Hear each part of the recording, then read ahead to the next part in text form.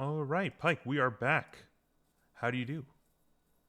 I do fine. So everyone, just so you know, he was like, "I'm gonna start recording. Three, two, one," and there was the longest pause where he said nothing to cue me in. I'm like, "Oh, we're actually recording," and then he just got like, "Come Well, on, I Holland, kind of turn I on the kind of phone." I kind of did the classic, 3, 2, 1, and then but I don't like say like the last numbers, like 3, 2, like because part of the issue is I don't know how I'm not like super into audio tech. I should probably talk to one of my friends about that because I do know someone who's good with audio, but one of the things is like the mic is always like listening for sounds, but it's not always recording. So sometimes it'll actually Right. pick up the button I hit to start recording, which means it somehow is recording before I hit the recording button. Which don't worry about that. Uh, but basically, it's like the reason you do the whole like don't say the last numbers because otherwise that'll be in the recording. But I also Mm. screwed something up as I was doing it, so I was quickly fixing it, and it ended up working. It's fine. Yeah, Everything is good. We yeah, are yeah, yeah. we are You went longer than just a "don't say the last number." You screws! I fucking I knew like it. I like how you're choking You when were like, you're yelling at me about this because it makes me feel better. I got excited. Okay, I'm stupid. Anyway, Oh, we are on we are on season 2, DS9, episode 3, the last part of they call it the Bajoran trilogy, right? yeah, the Bajoran trilogy. This is Like yeah, like just the the three big like parter. Yeah, yeah. The first I mean, three-parter in Star Trek's history, and then they only do three more. They only get back to doing them in Enterprise, and only Enterprise. well, in all fairness, they So, have they have a 7 parter in DS9, so you I know. mean, okay, in that case, we have to look at every show with serious continuity of like episode to episode as like a 12-parter or a Well, no, 24-parter. I'm gonna. isn't it actually just like hold on, because I mean I just mean more in the sense of oh is it okay, maybe I misremember. I thought the last few episodes actually were like part 1 through part 7. I guess it's not. I'm looking at the name of them now. Yeah, never mind. Uh, I actually thought they were. Maybe I remember. I think I saw some before where they were labeled as like finale part 1, part 2, part 3, part. But I guess that's not mm, actually always the case. I guess it depends on the versions you're watching. But regardless, yeah. Plus, uh, it's yeah. go ahead. Well, I was just saying, like, I was just gonna get into the discussion of the episode. So finish what you wanted to say. Yeah, I was just saying like the thing is, it'd be weird to have a seven-parter with a like hour-long show because that implies like, oh, the finale is 7 hours long, and it's like, ooh, that's Lord of the Rings extended cut levels of like watch it all. Like, no, thank you. Like, it's Well, better to be like, hey, in all fairness, they're I know it's like okay, they're 40 minutes. Obviously, if you're watching on TV, it would be a whole hour because you have commercials. But it would have been I always just thought it was because it's like it is the finale, right? They're building it up into a single thing. It's like a constant like stream of events. It's not a like none of the episodes are necessarily standalone like a lot of episodes in DS9 are. So each of these 3 episodes has a last time on Star Trek or DS9, and it would tell you what happened in the other 2 episodes of the season, just so you know that they're all connected that way. I thought that was kind of what part 7, the 7 parter was in season 7, but that's not uh-huh, really super relevant. Either way, that's a great intro because we're talking about the siege. the And siege. yeah, if you guys recall from our last recording or last video, we were the Federation is basically being told to leave. They're not allowed to be there anymore. Their superiors have told them to abandon the station, and Cisco has taken the. There's a line that implies, oh well, we need to take all the time we need to remove all of our specialized equipment, so we can't just go right away. Which is basically Cisco's way of saying we're not leaving the station. Base. It's like, Well, in all fairness, it's so stupid that I mean we talked about it last time. It is so stupid that the Federation is willing to abandon the station. It's like if yeah. I was in charge of the Federation, if I was a so obviously like there's Starfleet and there's the Federation, right? If I was a I don't know some I can't remember who their minister like who their what the title for their like Federation political leaders are, but if I was a political leader in the Federation, President. yeah, if I was the president of the Federation and I was talking to one of the head admirals, like the lead, like Grand Admiral of the Starfleet, and I'd be like, "Hey, so how's that wormhole situation going? I haven't heard anything about that." It's like, "Oh yeah, we abandoned it." It's like I would actually be floored. I would be sitting there of like, Yeah. "Excuse me." Like the greatest fucking scientific discovery in all like of Starfleet history, a stabilized wormhole, and you just left it. It's like, why? It's like, well, there's kind of this like political turmoil on Bajor. I'd sit there and think like, I don't give a shit about Yeah. Bajor. But it's Yeah, sure it's in like their system. It's like I don't care. yeah, like this is one of those things like immediately like Starfleet needs to go to the Federation president, who we see who he is later, in season four. Yeah, season I four is when we have the think so. two-parter that Jaresh Inyo should have gone to him and be like, so technically Prime Directive of Starfleet says we need to go, but this is the wormhole. It'd be like, yeah, no, disregard the Prime Directive. Like this is very much like there is a time for ideals and then there's a time for pragmatism. And it's just like, yeah, Well, pragmatism. it's like the Prime Directive is also a weird thing in this situation because you're already involved. It's not Yeah. you're not like the whole point of the Prime Directive is don't get involved in the affairs of these like alien species cultures and things like that. And I get it. We had a discussion on the nature of the Prime Directive last time, but you're already heavily involved. Like, Yeah, you like you they've you already fought you fought committed to a be like, hey, like, you fought a war with the Cardassians, and you fought like you basically helped build the current government of Bajor. You can't just separate. This is literally like you see this in real life.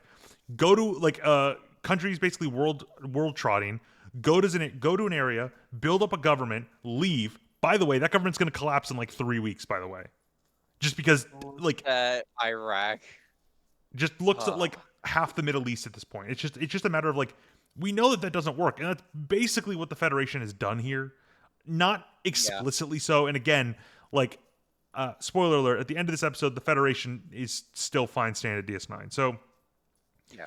to get to the scene, we have Sisko basically talking to all the Federation officers, not just the Federation. A lot of the Bajoran officers are still there, and he goes to like they make a point, and this is the first thing I had in my notes, which was they explicitly state that I don't know why I wrote it down as Star Trek is here at the will of the provisional government. Starfleet is here at the will of the provisional government.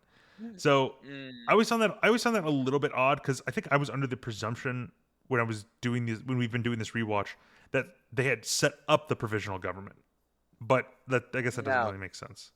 no, that yeah, that would make sense because remember they make a point of like this is still a Bajoran station. Why would so basically if they had set up the provisional government, that would imply that they then gave the provisional government ownership of the station, and then the provisional government leased it out to them. It's so the Bajorans had been fighting for a long time, and contacts had been made with them of like they need to uh they were already working together and there was already like systems that were going to be in place, right? But Yeah. mm, So I mean, I guess I meant it more in the sense of like obviously the Federation's generally very moral, very respectful of other cultures.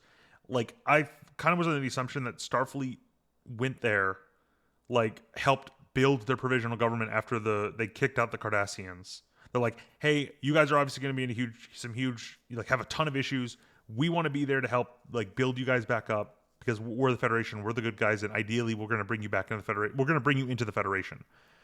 And then there's an understanding of, okay, this is your space and there's this space station here and it's yours, can we use it? That's kind of how I thought the situation initially came about, where it's like it's we build them up, and theoretically Starfleet could have taken them over, but that's not what Starfleet's about, right? So they actually went in there, gave them like, hey, you have authority over this entire like system, just your planet does, your people do, we're just helping you. And but again, it seems like I guess the provisional government was formulated, and then in that case, if the Bajorans formed the provisional government, it's not really provisional; it's just their government. But I mean, because so there was that line it, we saw before. There was that line we saw before, right, where Jaro, the leader of the Circle, he's saying like provisional government. They don't like we don't even have the right to call it a real government. And that's like I so assumed that line meant that like, oh yeah, we exist at the will of Starfleet while we're putting ourselves back together. That's how I interpreted it. so provisional governments are generally emergency or interim governments set up when like basically there's just been a fucking collapse of the government. Yeah. Now it's not just like oh they've been taken over and now they're rebuilt. Like let's say the government coalition of the UK just fucking collapses. And it's like, okay, we now have an interim government. A provisional government is basically saying of like these are supposed to be just the people who we have in place to make sure the bureaucracy works. But beyond that, they don't have much mandate to do anything, right? Like, and it's and everything they do is normally like checked afterwards of like, oh, was this okay to do, right? They are still like trying to even decide what should be the political system, like because it's like, oh, there'll be a republic, right, or a democracy. It's like, well, maybe, but what form of democracy or republic are we using here? Yeah, Is it, I mean, and what's the yeah, role of this very important faith in the government? Um, yeah, it's yeah. I mean, I get that, but so it was just my misunderstanding, I guess, of the nature of the situation. But as Cisco's saying this, he's talking to all these people in the command center, and let me see if I can get some visuals here. That's a little bit too far ahead. No, these are all still flashbacks. I'm sorry. I'm just trying to get the visuals. Yeah, visualize, He's talking to all these visualize. people, and there's a heavy focus on families and heavy focus on like the relationships that have been built. He talks about like the people and they're like, oh, I guess like he mentions one of the Starfleet officers is going to be like he's dating a Bajoran woman, or hold on, Ensign Kelly's daughter and a We, Bajoran girl worked together on a prize-winning science fair. Lieutenant Beckley is engaged to a young man from Bajor. Yeah, so he's talking yeah, about like the relationships they've built over the course of a year and like change here, which is like okay, like at this point, some of you are more or less close to calling this place like a secondary home, if nothing else. And mhm. then he goes to say, and this is something we had sort of an issue with, or I had an issue with. Um, he basically says like before you volunteer too quickly, because he's saying I can't command you to be here because we're told we have to leave, but you're like I want you to, like I think we need to volunteer to protect this station. And he's like before you volunteer too quickly, understand what you're getting into. We're trying to delay the takeover of the station, not stop it. Let's see, it won't be easy. And some of you have families, some are on temporary assignment. I won't blame anyone for going out now while you can. And he says, I mean that. Anyone who wants to evacuate is dismissed, and no one leaves. Which I know it's supposed to be like this big, like dramatic moment of like, look how great these people are. No one wants to leave. I think like I wanted at least maybe one or two people to like kind of go. Just the idea of like, if you're literally someone who's like, guys, I only have a few more years on my like commission, and then I'm gonna like retire. Can I just go? Like I don't want to die here. Uh, and then I think I would have like I think a good way to do that would be maybe show someone who wants to leave, and then no one disrespects them for it. They just like nod and pat his back like good on you, man. Like sort of an element of they understand what they're doing here, and it's not just that no one moves. And this is where we get to another issue. Uh, O'Brien doesn't leave. Oh, again, we had this issue before when in episode one of this trilogy where O'Brien volunteers for a potential suicide mission. It's like, dude, you have a wife and kid. Like, I mean, I guess I would prefer if you had a more I don't know if I don't want to say necessarily realistic because I don't think this is unrealistic. I guess I'd prefer a little bit more of a mixed idea where it's like not everyone is staying. I think that would also build some tension as well. I think they did it all right the way they did it, but I think it could have been a little bit better. Otherwise, it's fine. Um, and they also make the point that non-Bajorans are not going to be safe here. So this is when they evacuate like all the families and things like that. So because again, the circle is pretty racist towards non-Bajorans or speciest or whatever we want to call it. So, yeah, Yeah. any comments on that scene? Because the next few scenes we can also get through pretty quickly. Okay, so in this case, O'Brien's just like, I'm hoping the Cardis show up. Okay, that's why he's staying. He's got to do it. He's got to do it to him. Yeah, I do He's like got one to do thing though. Like, yeah, what was it? It's like when they're talking about like we need to conduct an evacuation properly, like, part of his whole like we're not really leaving, but this is the story. O'Brien's like, oh, I'll need to oversee the inventory process, sir, and Bashir's like, oh, I'll packing up, and then Bashir's like, oh, packing up all my medical supplies is going to take a while, Commander, and it's just like, guys, like, I get what you're doing, but it's also just kind of funny because you're all just like lying to each other, but you're all winking and nodding at each other. I'm like, it's very performative, it's very silly, but it's obviously meant to be a little bit like I don't want to say gallows humor, but they're obviously saying like we're not leaving. This is our lame excuse, and at the same time, like we're kind of making a little bit of a joke about it because it is scary what we're doing. And then of course we get Yeah. a great Quark scene because Quark realizes, oh man, like look at all this panic. It's so tragic. All these people running around, afraid for their lives. And Rom's like, yeah, and like I think he makes a point that the way he responds is like he knows his brother's up to something, and Quark's just like, we could sell Mm, seats. no, no, no, no, no. He goes with like, the way he says it is, yes, brother. You're, hang on. Goddamn, I Your closed the fucking compassion never transcript ceases to because your compassion never ceases to amaze me, but it's kind of done with a sarcastic thing. It's like, uh, let's see, da, da, da. Yeah, because then again, it's like Quark's like, oh, we're gonna make a huge profit with this. Like, people will pay anything for a seat on those ships. And then Rom's like, no, no, you no, no, can't make me. I won't sell my seat. no, no, no, no, no. It was not sarcasm because it says, it means a lot of people will be left behind. Tragic. Yes, brother. Your compassion never ceases to amaze. Quark says it means we're going to make a fortune, and Rom's like, we are. He's confused. He did not see the like, Yeah, okay. Well, I like mean, like, hold on. I want to read what. I don't know if. All right. Well, regardless, I just remember that line being delivered. I think it's just because every time I hear Rom say something, I feel like there's a little sarcasm to it. But that uh, imply he's being written smart enough to do sarcasm, but hey, they haven't okay. written him too stupid yet. He goes on a funny arc because he's written somewhat malicious, like conniving early on. Then they just make him really stupid, and they make him really smart again. Yeah, it's like a very weird arc. Yep. Yeah, so Rom's saying like I won't stay and be killed so you could fill your pockets. And Quark's like, do you actually believe I would sacrifice my own brother for personal profit? And Rom just nods. Uh, Y- yes. Like, and then yep. he's like, look, it would have to be the deal of a lifetime. And Rob's like, yeah, my lifetime. Um, Mhm. but yeah, so then they're also talking about this is a funny payoff later because Quark's talking about how he wants to pack his bags with all the gold pressed latinum they can carry. Uh, and again, everything's still running around the station, and we see Jake and Nog. Uh, they're they're disappointed because they're on different runabouts leaving the station. Mhm. Let's see, and they're going to different colonies. Uh, let's see. There's a nice line here that I really kind of like. They kind of make a point that it's like, when this is all over, we'll be back in school driving Miss O'Brien crazy. Uh, and Jake's kind of mad because he's like, oh yeah, just as I found a new home and made a new friend, I always have to leave. And then they do like this. Naga's like, hey, human. Let's see. He's like, has No, no, there no, no, ever no. been? You gotta get the accent right. You gotta get the accent right. Hey, Hey, human, human. human. Yeah, and then He's cut it like, out. has there ever What? been one of your kind and one of mine who were better friends? And Jake says, never. It's like, and if our fathers couldn't break us up, no stupid coupe day. And then he has a problem pronouncing coupe d'état, and he's like, it's French. And Nog says the best line is like, no stupid French thing will either. But yeah, let's see. So it's a nice little scene. Really like, yeah, man. Like Nog is. I think you've said Nog is your favorite character, right? Yeah, nah, Quark, or No, I mean Garrett. it's like depends on the day. Like depends on which is your like our favorite Yep. character sometimes.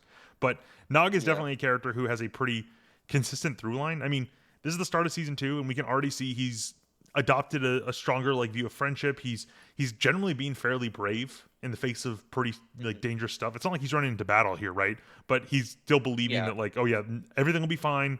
This is gonna work out. He's consoling Jake, and Jake's the son of a member of Starfleet. Jake's probably a lot more used to this stuff than he is in some ways. Mm. I mean, Ooh, actually, uh, Jake survived the Borg, so like, well, actually, so actually, that would have been yeah. I mean, he would have been well old enough, plenty to remember that. So he survives the Borg more or less. so yeah.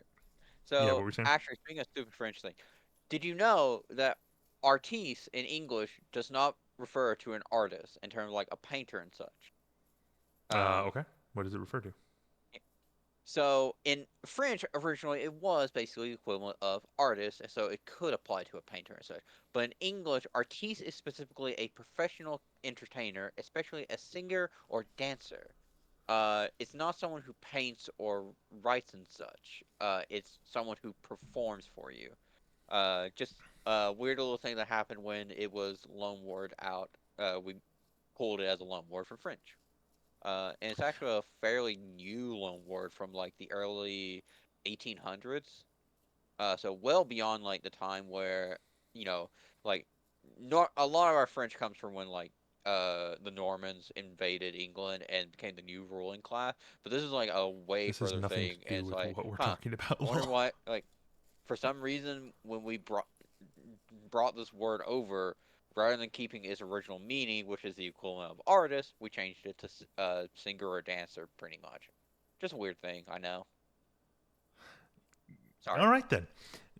So, uh, yeah, that scene's very short, but I think it's a really nice, meaningful scene. And then we get the scene that's kind of ties into what I was saying about like with O'Brien, because uh, Keiko is not really happy that O'Brien's staying. You know, he's so let's see. He's checking to make sure she's okay. She's clearly unhappy, uh, and he doesn't want her to leave like this.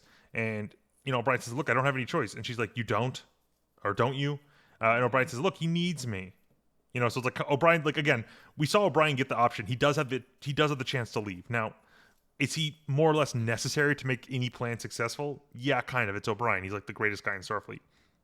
But it's a matter of it's unfortunate because like I would have liked a scene where he actually considers leaving because he has a wife and kid, but he stays and they're leaving, and then he consults his daughter, says like, oh, she's like, oh, where are we going? He's like, oh, you're going on a ride, sweetie, and she's like, oh, are you coming? He's like, I'll be there as soon as I can, and then he walks them to the airlock, which again is like, it's kind of a nice scene. I think. Hold on, I just want to double check. I think no, I was wondering if like maybe they held hands. She's like Keiko's still very clearly unhappy with him, and honestly, I'm not gonna lie, I think she's entirely justified. Yeah. Like Yeah. if I had if I had a military spouse and they had the option to live and evacuate or stay and die, I'm like, look, O'Brien, like let's be fair. I get you're enlisted. I get you fought in battles before, but it's like I don't know. You're an engineer. You're not like a soldier, right? You're kind of Yeah. like if I'm trying to think of like the example if I had a spouse who was some sort of administrative high level person in the military, decent level, and was mostly did administrative work, right? It's like, yeah, I work on U.S. soil. I don't really go to like foreign areas. This is a lot of what I do. And I'm like, yeah, I married you, and I don't expect you to be running into battlefields. And then suddenly they're like, oh no, I got to go defend this embassy. It's like, why? It's like, because I have to. It's like, you do paperwork and administrative stuff. I know you can like technically fire a gun and you're certified, but don't go running into battle. We have a Yeah. life. And they're Here's the like, no, thing. I have to save the He day.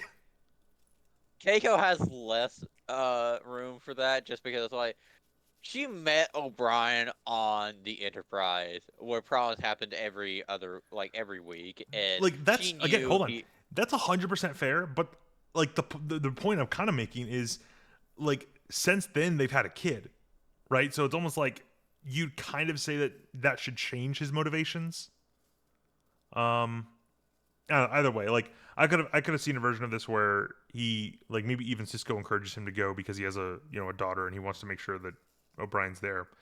Regardless, let's see here. Uh, we return to the ops and what was the scene? Yeah, they're basically getting ready for the. Let's see. They're coming up with a plan. They basically say like we have to bring the proof of the Cardassian involvement to the Chamber of Ministers. Lee Nollis basically talks about how like Jarro's forces are going to be scanning any oncoming vessels, so we're never going to be able to get close. And let's see. Oh, and then she and Lee Nollis have an idea about Lunar Base 5, where they apparently stored old sub impulse raider ships that they used during the occupation. Uh, Mhm.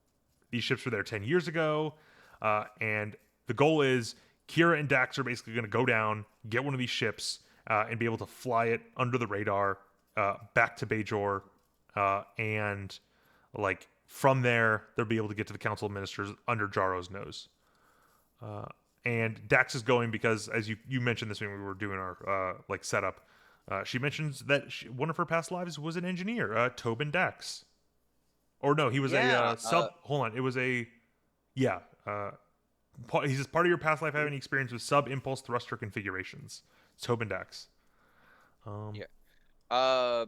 Yeah. So they don't outright say, "Oh, he was an engineer," but yeah, he has experience Dak with it. Yeah. describes him as, yeah. My second host, barely a sex life and no imagination, but he knew phase coil inverters like no one else. Way Um, to just out. I, Way to just I, out. Like way to just out your like Like, kind of throw shade at your past life, man. Like, come on, barely a sex life. It's like Yeah, it's you don't have to say actually that. That's mean. it's actually we know for a fact that no imagine like they probably just didn't have any details beyond this at the moment. Oh But yeah, we I mean, know the no imagination. We find out later the no imagination thing was not true. Because later on there's a moment where she's talking about the work he was doing for a proof. I can't remember what the proof was called, but basically she was like it's the most imaginative way of approaching the problem. Now, mind you, the proof she actually talks about is one we have like the actual proof for, right? We have the like ways to solve it and be like, yeah, this like the logic of it. Everyone, just so you know, Pike finds mathematical proof scary, so I'm not a he's not a big expert about it. I'm very dumb, but why are basically you it's referring to like yourself in the third person? because Pike dumb, Pike dumb. Fair, fair. But But yeah, so then Odo walks in, and he's pulling Quark in. Basically, like, yeah, he found out, yeah, this guy's been brokering extra seats, and now there is a huge logistics error about getting people on like the right ship at the right time. He overbooked for a lot of these seats, uh, and like basically this has now caused an evacuation problem. mhm, Let's see. Yeah, we cut to the airlock where Bashir's basically like, yeah, far more passengers than we can handle have shown up. Which, mhm. uh, yeah, I guess like they would have been like, I imagine the way it probably works is like you are evacuated based on like maybe like women and children first sort of deal. Because if they have to do multiple Yeah. like waves of evacuations, it'd be like women and children first on the first wave, uh, then civilian personnel first all the time, and then like there's probably some military personnel or like not sub military personnel, but like some people who work for the military but are not necessarily uh, like military personnel. They're still civilians, but they might be Mhm. lower on that list somehow because they still need to be here to do some work. Either way, it's yeah, a lot of these seats have been overbooked by Quark, and now they don't know what to do. Let's see. I'm trying to see if there's anything in my notes about this. Yeah, I just wrote like Quark fucks up and Uh, overbooks everything. That's what I put in my I notes. I think Okay. this is where Lee has his moment at No, yeah, well the that's airlock. the next scene. So like Quark is saying like, Okay. oh, it's an acceptable Ferengi transit practice to overbook, uh, which that But just they happens in want real life. yours to That just happened. overbook. What? Yes. So he says this. So the way it happens in real life is it's the plane is like the airline company itself doing it, and thus it's like oh it's their jet. They overbook the seats, and then it's like normally it's fine because people will just not show up, right? Um, and it's like the times where it's due, they'll offer credits or whatever, right? Quark has none of that. Quark is outright in the fucking wrong Hey, here he is because the it's like leader of the. He is the leader of what is he the leader of? It's like the community Promenade, outreach, the promenade. Like, uh, I forgot what the Merchants Association. yeah merchants. He is Merchants the leader of Association. the Promenades Merchants Association. He definitely has authority to do this. No, no, these are Starfleet vessels. Like, no, no, no, no. That's like saying, hey, the leader of like the homeowners association in this town that has a American military base in a foreign nation, like they have authority over who gets to leave first on the American ships when they have to evacuate. It's like, fuck no, they don't. Fuck no, they don't. That's Straight true. no. Those are Uh, like, but yeah, but so it is. Cisco and Lee Nullis run down to the airlock to go deal with that situation. Yeah. Honestly, Um, you remember how he got raked over the fucking coals for the fucking move along home shit? He yeah, should not have gotten raked over the coals there. He should have gotten raked over the coals in this episode. Like straight up, it's like, okay, you're like yeah, the this is only pretty like bad. This is a so I mean like the next line we have I don't dislike, but it definitely kind of is a little not tone deaf of what just happened, but like uh Cork's basically like, look, as I'm no longer needed, my brother's waiting for me on my ship. Hey Odo, yeah, it's like, hey Odo, you'll miss me. Yeah, you know you will. Say it. And then Odo just looks at him and says, I'll miss you, Quark. And Quark is like, oh, you said it. And then Odo's like, yeah, I'm gonna miss the aggravation, petty theft, and bad manners. And then Quark's just like, Odo, take care of yourself, as if he just didn't hear the second line. Of course. Never let a client's objections keep you from selling the product. Like, come on. But it's Come like on. you're right. I think Quark should have gotten in a lot more trouble for this. I mean, I don't think it would be what they would do, but they could literally be like, "Yeah, we're not letting you evacuate now, buddy. Like any seat, like you now have to get the last seat, basically." Yeah. So, like, you are basically just moved to the bottom of the evacuation list simply because you did this. Like, that might be what they should have done, but regardless, it's just a little like Mhm. he should have gotten a lot more trouble for this, and he kind of just is let off scot free. Now, admittedly, it's a stressful situation, so they probably are not even thinking like we need to solve this problem and get people off the station. We don't have time to deal with Quark's bullshit, so let's just ignore him for now. He might have gotten in trouble Yeah. later, sort of deal. So they get there, and Sisko is trying to calm everyone down, and then Lee Nala steps up, and he's specifically talking to the Bajorans who are trying to evacuate. Let's Mhm. see. He's like, "What are you running to? This is Bajor. We are Bajorans. We fought a war to regain our homeland. How can you abandon it like frightened Cardassian voles? These ships are for our guests who must leave because it's no longer safe for them here. However, we are Bajorans, and I say we stay and we solve our problems together. Are you willing to join me?" And the Bajorans are willing to join him, and they're like, "Yeah, let's do this," which allows more seats open on these ships. So Yep. uh, like it's a nice scene. Honestly, like we were talking about it a little bit before we started. I think this is probably the deciding factor because from the first episode he's introduced, Lee Nollis basically comments like he's very uncomfortable with everyone looking to him as a hero, but when he first Yeah. does it on the promenade, uh, he's a little awkward, but it still sort of works out. And this is kind of like the final finale of that is he steps up, he speaks much more confidently, he speaks very directly, he says very simply what needs to be done, and everyone follows him. And I'm like, yeah, that's kind of the accumulation of his arc. It's not bad. Yeah. It's really just like we because I mean it's going to be a bit of a spoiler when we get to the end, but I don't think the ending for him in this episode, what was kind of said as the finale of his arc, I don't think that was necessary. I get why they did it, but Mm. it's just a matter of like this could have easily been the finale of his arc, right? It's early in the episode still, but it's a level Yeah. of he is he's confident being this inspirational leader, right? He's not the hero everyone thought he was, but he can use that to still inspire and help people.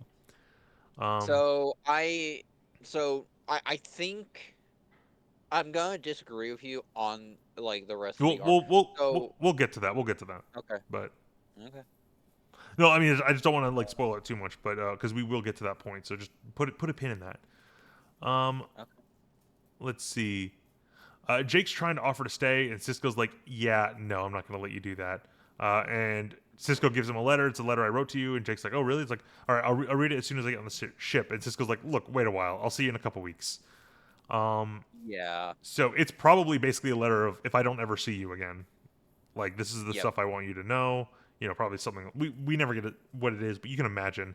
And The obviously it's first like he line doesn't in want him to it. read it. The, He doesn't want him to the read it first right line. away, but what's the first line? The first line. The first line is your grandpa's cooking his shit. Don't believe him. Don't Oh believe your God. grandpa's cooking. like The first the first that is line a is no. The first line is I hid all of my savings away from your grandfather. Trust me, he has a gambling addiction. Do not let him have any of it. like I just I no I just like the thought of like the reason why he's such a great cook isn't because his dad taught him, but his dad taught him wrong, and then he realized like this is fucking shit, and he's like because remember he grew up having to eat his dad's cookie. He was the test subject. And he's like, oh my god, I have to do better than my dad now. And it's just like, but he never says it to his dad because like, oh, I can't. This is to Look, the I'm just grave. saying. I'm just saying. I'm just saying. Secretly, his father just uses replicators in his restaurant, but doesn't tell anybody. Well, no, we know for sure. Tube rubs he gets fresh. Oh yeah, you have to. Those are tube grubs. No, you can get them replicated. It's just they're not alive, and it's Yeah, not that's as the good as point. the There's no point in eating them if they're not running away, according to Ferengi. God. No Uh, way. I'm sorry. That's Gok.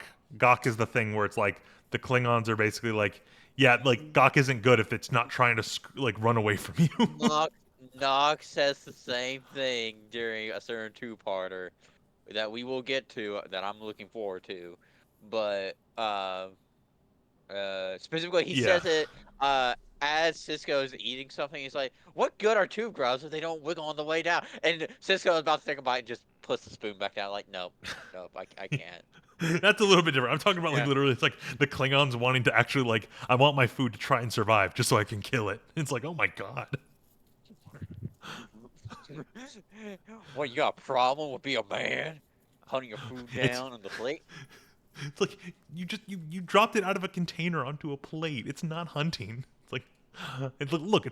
it's a little bit of joy I get left in life in this sci-fi future. All right, so like after all the Bajorans basically sort of like step down, they manage to fill the ship, get ready, and then we cut to Quark running down the hall with a really heavy bag filled with latinum. He's like, "No, no, wait, my ship, my brother's on it. He's got my ticket." And Bashir says, "Nope, the ship was full. Quark's name wasn't on it. His brother Ron did go aboard though with a Dabo girl." Based. So yeah, Pretty big. he didn't sell his brother's ticket, but he did use it to bring a girl on board, which is that's definitely in line with Ferengi. But so yeah, Quark is now stuck Complicated. here because that was the last ship. Uh, Yep. Bring him he's like, no, back. you can't. I'll pay any price. You don't understand. I Uh, can't stay here. I'll be hung. Call the ships back. I'll pay any price. Anyone, 5 bars of gold pressed latinum for a seat. 10 bars, 20. It's funny because like no one's there, and he's like just kind of. It's kind of funny. He's desperate. I'm like, man, I like how yeah. you're trying. Like, I like how you're trying to bargain for the fact that you're not, you're gonna die otherwise. But uh, so then the Yeah. Bajorans Really, are. like, Oh, I going. guess they all just accepted that, like, yeah, this is his punishment, and it does serve as like a sort of like, oh, the character arc of Quark in this episode, at least for like the major stuff for him, it's just like, yeah, your bad actions fucked yourself because literally he put the idea into Rom's head of No, like, I mean, oh, 100%. like self. It's meant to be obviously the you know it's just a comeuppance right there, and yeah, I mean, I don't know if I don't know. I wouldn't necessarily say it's an arc. It's kind of just more making fun of his greediness. And although I I did mean, remember we made a New Vegas joke. You got to learn to let go, Quark. He was so busy trying to get his gold bars of press platinum, he missed the ship. Because if he showed yeah, up to the ship, theoretically, and there was like Rom had taken like a double girl on there, he probably still could have gotten his seat back. But because he was so busy carrying the bars, he couldn't make it. It's just a dead money reference. yep, Very insightful yep. of the writers Dead man. to reference Fallout New Vegas. Kind. Uh, But anyway, so no. then we cut to the promenade's empty and a bunch of Bajoran soldiers come onto the station, and we see I guess General Krim, which I mean I'm disappointed he's one of the bad guys because I did like him from the last episode, but uh, Oh and he yeah, talks he's a about how great. Yeah. he's kind of confused because like Right. no one's on the stations. Like perhaps they knew the old station could never withstand a siege, and they abandoned it with Starfleet. Krim says like this is the most strategic position in the entire sector at the mouth of a wormhole. Had I been a Federation commander, I would not have abandoned it so easily. Uh, and we also see Yeah. Sisko and Co running through the crates of the ship. They're wearing civilian clothing. Mm, Let's see. Yeah, then we get to the Dax Kira subplot where oh god, it's like this really horrifying. Like they're going through this old cave, and Kira or Dax sees this giant spider creature, which Kira's just not afraid of at all. I'm trying to get like a picture of it. It's actually like kind of creepy. Oh Um, God, it's not a dog or a spider. It's a Malaku. oh yeah, it's a Palaku, and they're like, He's a- uh, what did she say? Because it was funny. Hold on, it was She's like, oh, did you keep them as pets? Maybe sing songs about them around the campfire. And Kira's like, no, we used to eat them. And it's like, oh, that's like, oh, okay. The thing is, that's gross. So they get into this really shitty old ship. They make a joke that it's a little bit too small. And I'm not gonna lie, uh, I would not trust this ship to go into space. yeah, like, I mean, like Kira believes it's going to, and it's like, okay, believe in that, Bajoran engineering, but just like, fucking Dax, it's like, no, Dax, please don't get in that. Do not get in that. You will not Well, survive.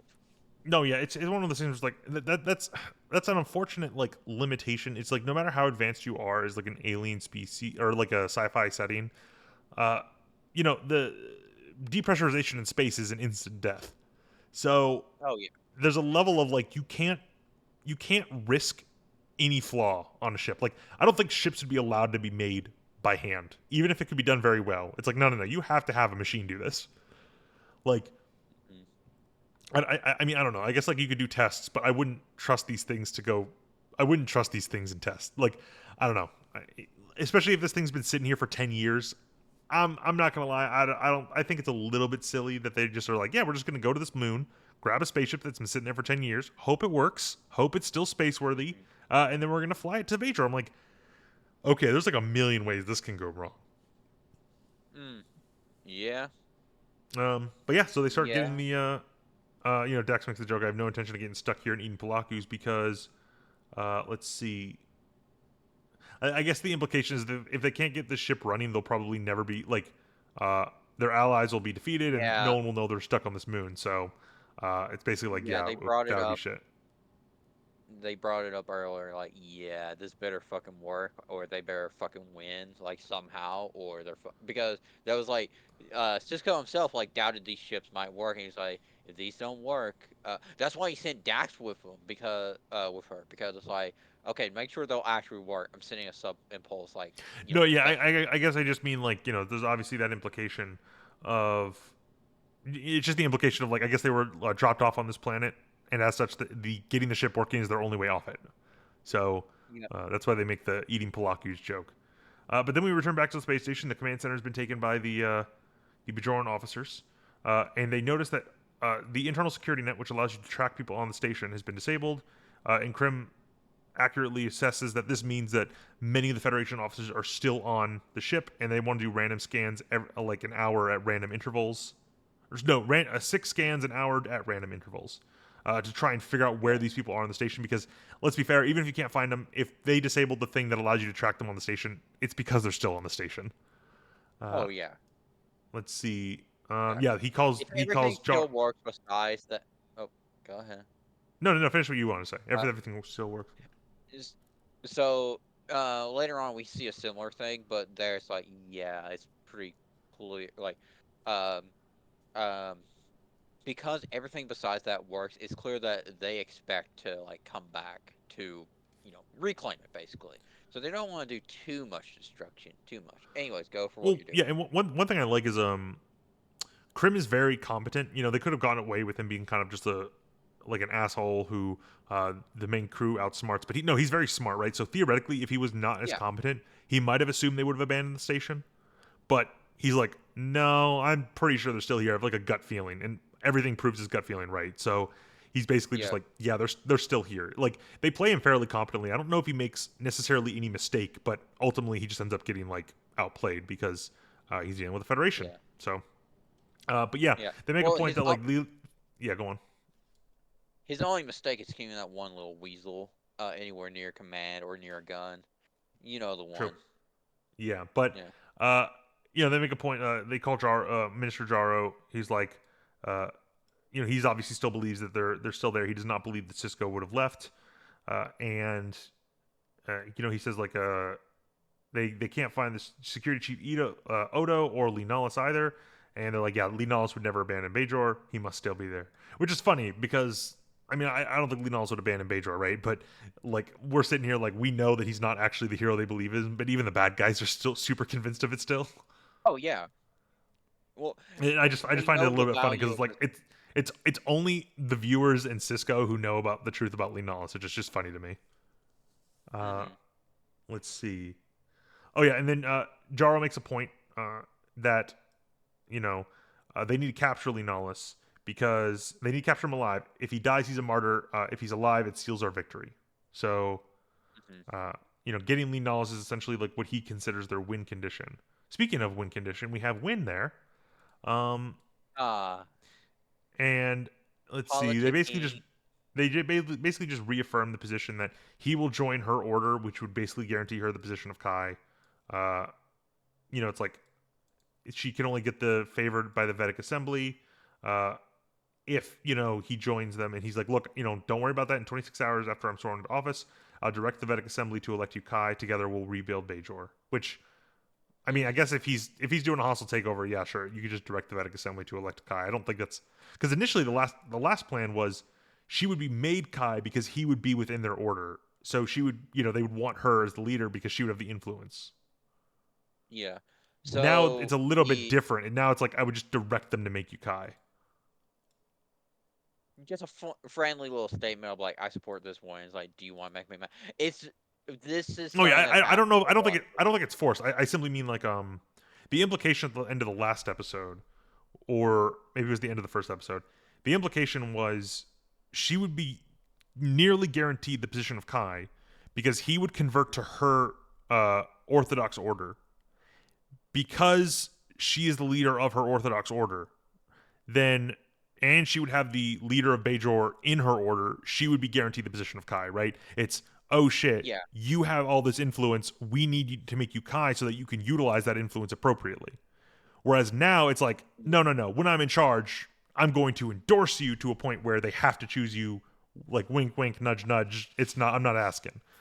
So it's they kind of, I guess, went back a little bit on that, or maybe their plan just evolved in real time when we weren't seeing that. Either way, it's a little bit of a change from what we were initially told. Hmm. Let's see. Yeah, so I mean, then we just get like Kira and Dax. They're still fixing up their ship, and they managed to get it working. Let's see. Yay! Oh yeah, it starts working because Dax hits the console. So percussive maintenance for the win. Percussive Um, maintenance for the win. I mean, how often does O'Brien use it and it works? All the fucking time. So it must work. I have my three tools in here: duct tape, WD-40, and this wrench. It's like, what's the wrench for? It's like if I ever need to hit it to make it work. I need to play an Uh, engineer in one of your games. it It's just works. It works it works very well on uppity ensigns who think they can just tell me what to do. Um, let's see.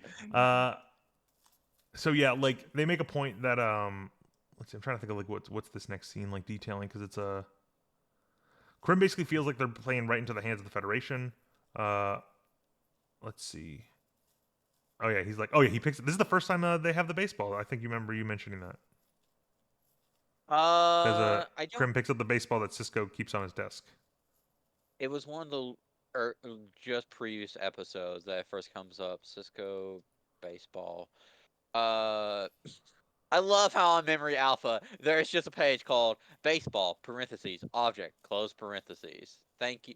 Uh, yeah, no, it first came up. So it was the one that was given to him by the alien pretending to be Bob Bokai, um, and he kept it on the stand in his office. Originally, he had a baseball with a glove in his quarters, so it's like I always thought it was like I always forget that it was given to him by Buck Bokai alien. I always think it's Hmm. just one he has, but yeah, Well, it's one I with always imagined it was a special one, but yeah, I didn't remember the fake Buck Buckeye gave it to him. Either way, so the I mean power it's goes out. The power goes out, and they're basically like, we're gonna have to send manual search parties because we can't keep scanning. Um, what was it? It's yeah. hold on. So yeah, then they're all inside the vent, and O'Brien comes. He's like, all right, eat hearty, everybody. The replicators crash in 16 minutes. Uh, they'll this will have to last a while. And Cisco just complains like combat rations. Could you not have replicated something more palatable? And O'Brien's like, you don't like them? Like he actually seems very confused. Um, Cisco's like, I could have used some like French onion soup or something. And O'Brien's like, ah man, these things are a miracle of science. Timed release formula for all the nutrients the body needs for 3 days. I love them. The only thing I miss about the Cardassian front. God. I want to Yeah, point out this is this guy literally eats like protein wrapped in vitamins. Or no, it vitamins is wrapped in so. protein. Like, This is the guy in your everyone who listens to us who's in the military. Isn't that weirdo in your unit who actually likes all the MREs they offer, despite the fact MREs are god awful flavor wise. Just so there he can be apparently good MREs. I know some people who are like, yeah, like there are some good ones. chili Like mac. obviously they're not like they're not they're they're more of like a yeah, it's fine to have one in once in a while or something like that. But these like actually just like look like protein bars. And I remember I'm trying to remember. There's this one thing I remember reading like years ago. It was basically like Vietnam War military rations, and basically what it was is it's this like cube of basically just like protein. Mhm. It, no, hold on. It is a cube of like protein, and inside it are these like pills that are vitamins that again are like somewhat timed release. Like it takes a while for these things to get like fully get into your system, but you're supposed to swallow the cube whole. Oh Um, God, yeah. and it was just like, I've oh heard my about god, that that. sounds horrifying. It's like it's well, you didn't have to swallow the cube whole, but it filled your stomach if you did. So you didn't feel hungry because it would literally be sitting in your stomach slowly digesting.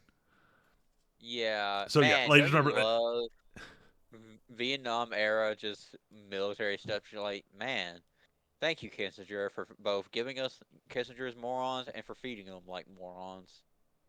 Oh Yes, but God. uh, so yeah, they're eating inside these air ducts. Um, oh yeah, and then this was like all units. You can thank Chief O'Brien, Chief Miles O'Brien for the food we have this evening. It's like he's basically just calling him out. Um, Yeah, wouldn't you? Wouldn't you in that moment? Like, fuck that guy. He just, uh, Also, and then uh. O'Brien's basically like, I would have expected you all to appreciate the nutritional value of combat rations. And Bashir's like, actually, when I was a med student, I designed an incredible candy bar which was far superior in food value. And Quark's just like, Quark's like, am I the only one who doesn't find any of this funny or interesting? Like, he's just like, I'm done with this conversation, guys. Um, This is like have you ever actually talked with a like you know how veterans can be very dark humor like and like yes, it like I've done a and lot of pro bono work with veterans. yeah, and it's like it catches you off. This is a similar. It's not to the same level, but it's like yeah, Quark is just a civilian stuck in this situation, unused to the sort of casual like just disregard for the seriousness of the situation. Like, come on, get with the times, buddy. You'll Well, learn I mean, to I appreciate find it it. funny because it's basically like they're arguing over like field rations, and it's like that's not really no one cares about the conversation. Uh, let's see. Odo basically is using his shape changing powers to spy on the main group. He's like, look, there's a patrol approaching. Uh, I'll get back to you. Like he tells them there's patrols approaching, and at one point he's going to tell them about how they're scanning. Later on, they start flooding the conduits with like radiation to try and like weed them out. So he starts feeding them that Uh, information to keep them updated. no, Let's see. it's a gas that I think will knock them out. I Which remember. I uh might. I think it's a. It's like. Does it have an iodine to it? Was it iodine gas or something? I can't recall. But No, anesthetine. So the way this is spelled, anesthetine. Yeah, it's an anesthetic. It's an anesthetic. It's an yeah, okay. anesthetic. That makes more sense. That makes more sense. Otherwise, it would just be Yeah, like we're just gonna because kill him. well, yeah. Well, here's the thing. If they did it with like radiation, okay, now we have to get these radioactive bodies out, and we have to get them out. Oh my god. Oh, it would just be so awful to do that because it on a space station it would just be such a pain to deradiate anything because you're already having to uh, deal with natural space radiation and stuff.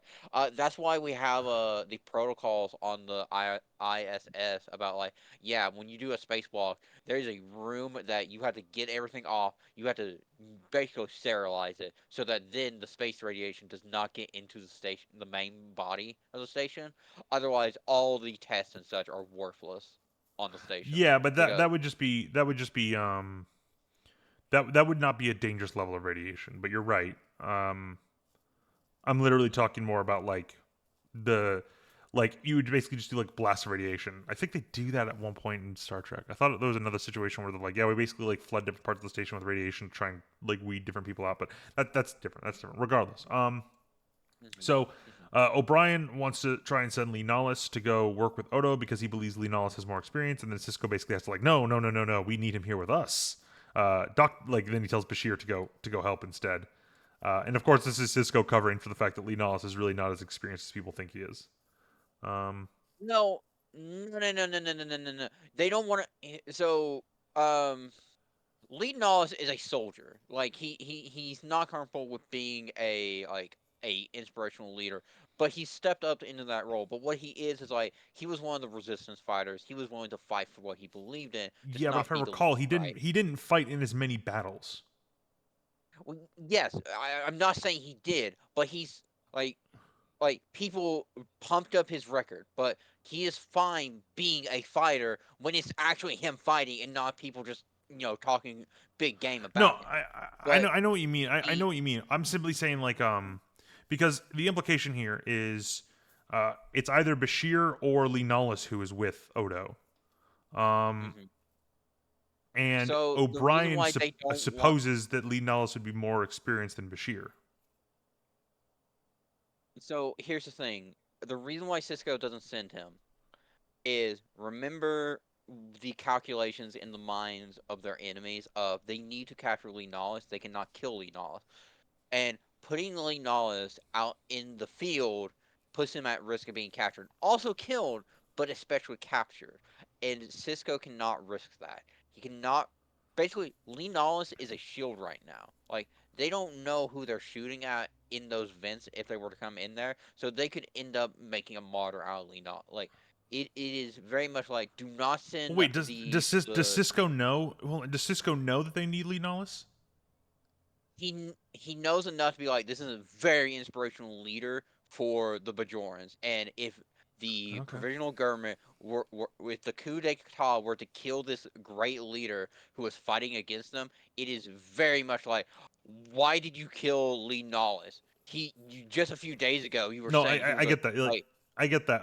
yeah. I I have to rewatch. Let's see. I'm trying to. I want to see if I can get a. Hold on. Let's see. Oh wait, yeah. I didn't mention this before.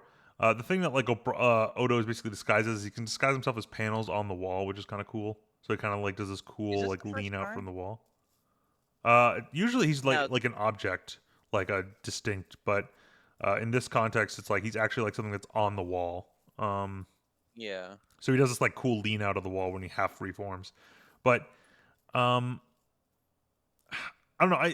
I guess I misread the scene differently from you because the way I looked at it, because the camera shows Lee Nollis kind of looking a little bit shameful, hmm, which is what they usually associate with him when people are trying to praise him for stuff he hasn't done. And hmm, as far as O'Brien is aware, Lee Nollis is the greatest war hero of the Bajoran resistance. But hmm. Sisko knows that he was only in a few major battles, like one or two, and then he spent Hmm, like 10 years plus in a prison camp.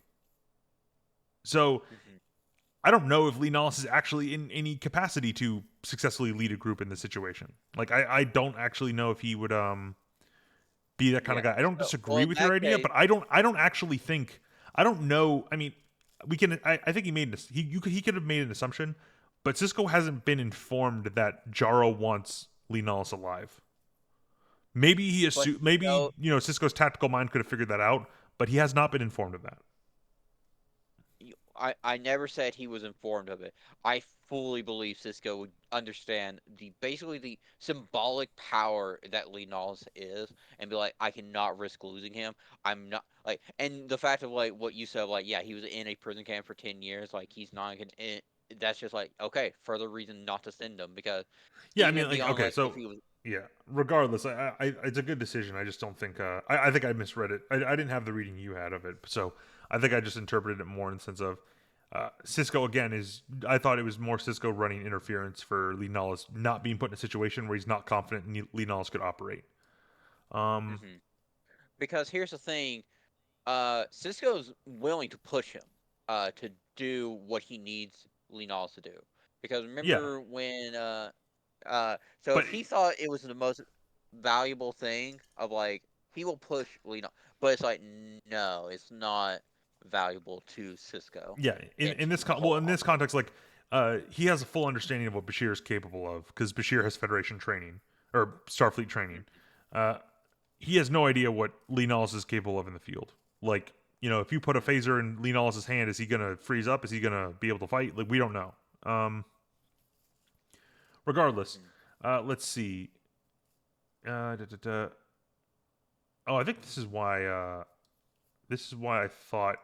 I think this is why I was thinking of the radiation because Bashir and Odo basically find a ton of thorium isotopes. I was thinking I had isotopes in my head. That's why I was thinking of radiation earlier. And Yeah. basically, what are they planning to do with these? Um, Well, I think specifically they used them to make a false ping. Basically, like the main thing I remember was when not O'Brien, Bashir springs the trap. He's like, I want to open that. If are you? They'll release a bunch of yeah, isotopes I wouldn't and get too close to that. It's radiation. thorium isotope. Uh, yeah, basically, they use this. I think you're right. They use this as like a false ping. Like there's a weird radiation coming from this hangar bay. Some troops are sent in to investigate it. Odo and Bashir basically corner these people with phasers and like Odo's shape shifting powers, and they captured a bunch of these Bajorans. So they're doing guerrilla warfare on these troops that are on the station. Yeah. Um, let's see. We have our first 5 prisoners of war. Bashir says, and then we cut back to Kira and Dax flying their ship. They get attacked by 2 more ships, and Kira basically has to outfly them. Let's Hmm. see. And one comment she makes is let's see, what is she saying? Oh yeah, they fly essentially because the ships are more advanced than theirs in space. However, the ships the other people are flying are not meant to be in atmosphere. So by going down to the planet and fighting in atmosphere, it makes it so that the ships are fighting on a more even playing field. However, Yeah. Kira also mentions that like while the whole point of these like ships they were flying, like they were very maneuverable, they were very useful, and because no one had ever really fought them before, no one really knew their capabilities. And she has like one comment. It's like the issue is though the people flying those ships attacking us, they were the people who were flying these ships during the occupation. Yeah. So this is not going to be easy. Let's see. Yeah. But yeah, that's kind of more of an action scene. We get a few more scenes of the Federation troops, basically like cornering and stopping uh, the Bajoran troops. They use different gases to like weed them out of areas. Uh, let's see. Kira manages. I mean, we can kind of shotgun through these because they're really just action scenes. They're not bad, but they're very like not too much to like Yeah. dig into. Um, well, I want to see if I can find a specific line. Uh, let's see. Kira manages to take out one of the other ships, but then they're going down. They get shot and they're unable to like stop their engine from breaking. So they basically have to like eject and land. No, they don't eject. They just land. And I'm not gonna lie, it looks really fucking hard landing. Yeah. Um, Yeah. Like, so I'm not 100% as sure they I should have think, survived that. But let's be fair. You look could at the just meme I sent sci-fi you. survival. So yeah, I know. I'll use that as the cover. Let's see if I can. Oh no, I don't want that to screw that up. That's gonna screw that up. Let's see. I can actually add that to. Uh, I can just show the people at home. Where is there it is. Just moving this little image, everyone can see. It's a little meme Pike made. First Yeah, step: leave get into the me. sub impulse raider. Second step: pray. And she's a test dummy. It's like, yeah, yeah, Yeah, yeah, sub impulse raiders for dummies. yeah. But yeah, so they end up crashing. Not the worst thing ever, but they managed to survive. Which look, we could just say sci-fi survival rates when it comes to these things. They have super advanced science fiction like safety mechanisms. I can believe it. We don't. They do a good job at not And showing this it, which is the best thing you shitty can do. thrown together ship. No, they should be dead. This is straight up like Counterpoint. that's These ships are so shitty. They doubled up on the safety procedures within them and safety mechanisms. no, Sir, no. These are the four couldn't you have made it so Pintos. the engine doesn't fail? No, we needed more space for the airbags for when it does fail.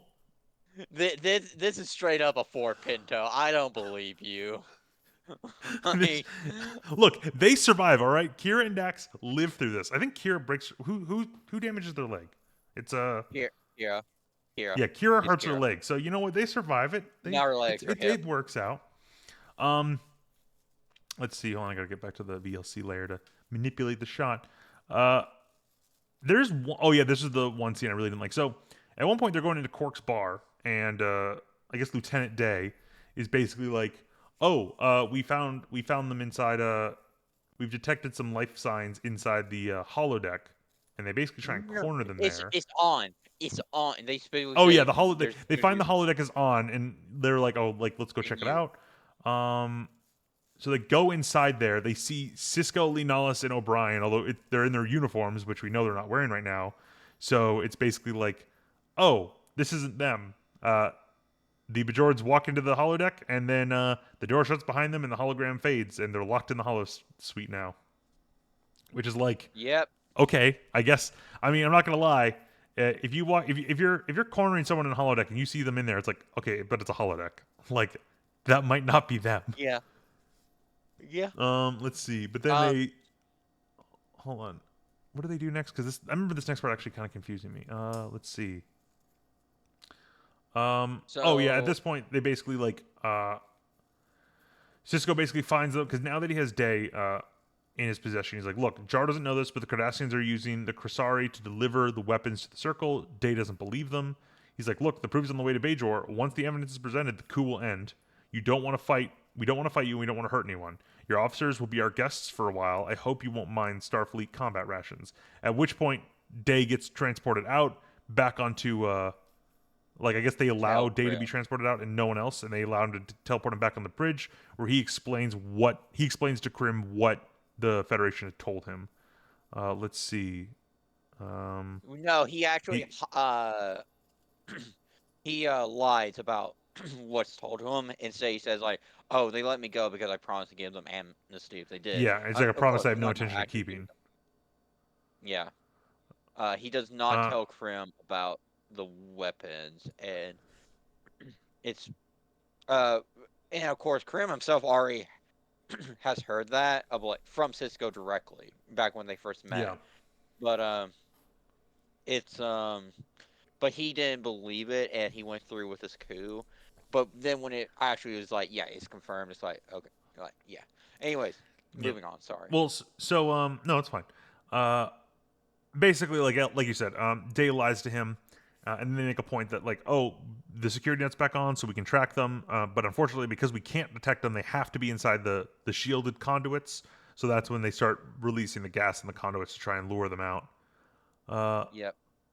oh yeah, then we get to the forest, and Kira is hurt, her leg's broken. Let's see, there's a nice line here. Let's see. Oh, uh, Kira says like go take the evidence to the council. It speaks for itself. You have to leave me. That's an order, Lieutenant. And then Dax is just like, the Federation officially left Bajor yesterday, which means you're no longer my commanding officer. And then she starts helping like Kira move so they have to hide from people because they're being searched for in the forest. Uh, Hmm. and basically starts dragging her or like pulling her along and carrying her to uh, the next area. Although Kira does pass out from the pain. Let's Hmm. see. Yeah. Da-da-da. Oh yeah, and then this is where we get to the point where they're releasing this gas inside the conduits. Odo's keeping an eye on which conduits they're using at any time. I guess they can't do all the ones at the same time. Let's see. Yeah. They're Yeah, they're but starting with level 5. Is your voice all right? yeah, yeah, it's fine. God damn. Hang on, let me mute myself. You keep talking. No problem.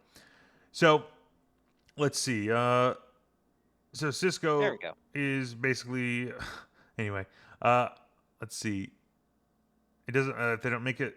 Yeah, basically, they're just basically talking about the situation. Like O'Brien says, like if Kira and Dax don't make it, we're fighting a lost cause, and we're running out of time. Uh, and then Cisco says like we still have an ace in the hole, and he gestures towards Lee Nollis. Uh, and they're hoping that Lee can sway the generals. He's like, right now, there's only one general I'm concerned with, the one that's here. He's picked the wrong side, and we got to convince him that he would rather follow. Would he rather follow a politician or Bajor's greatest war hero?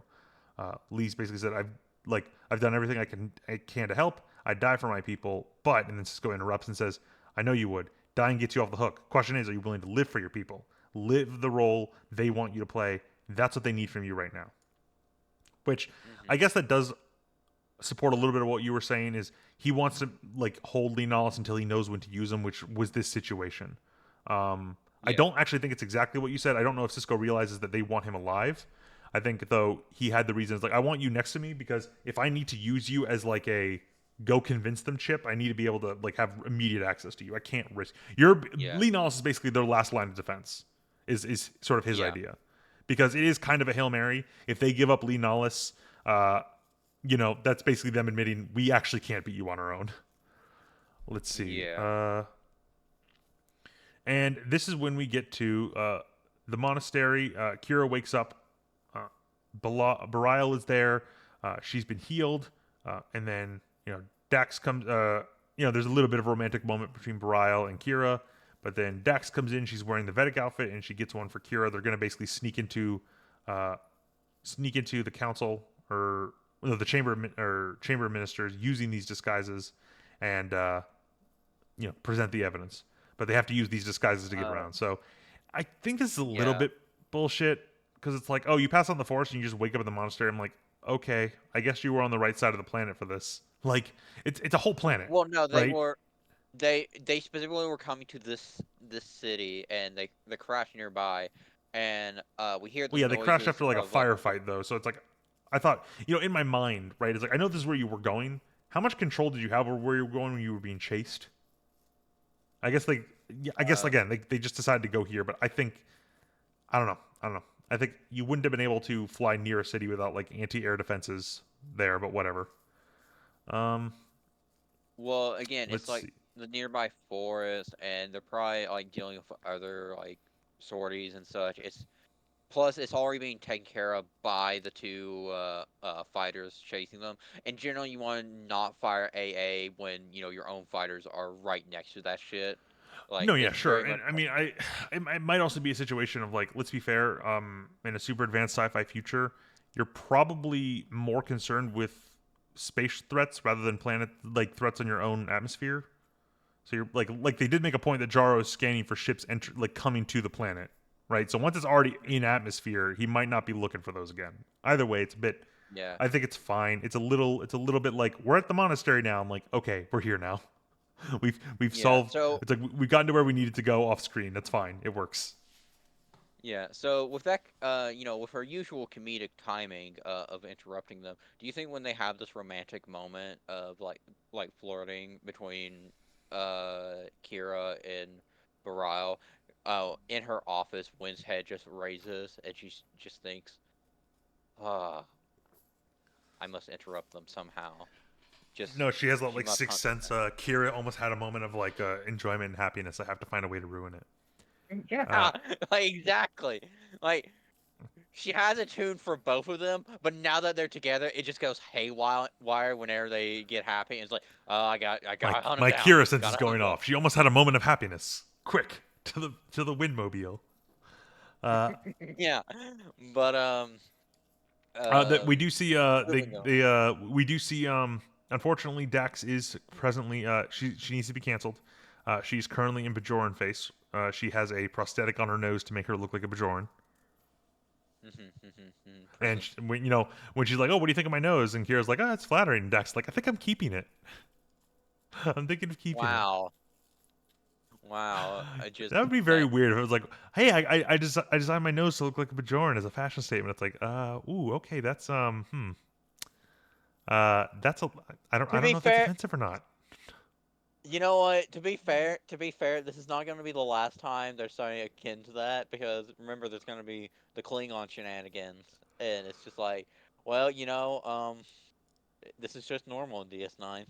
This Yeah, it's is just just normal. going to be normal. Um, well, making yourself look like something else is definitely an ongoing theme in DS9. Oh, Let's see. Uh, Hold on. Oh yeah.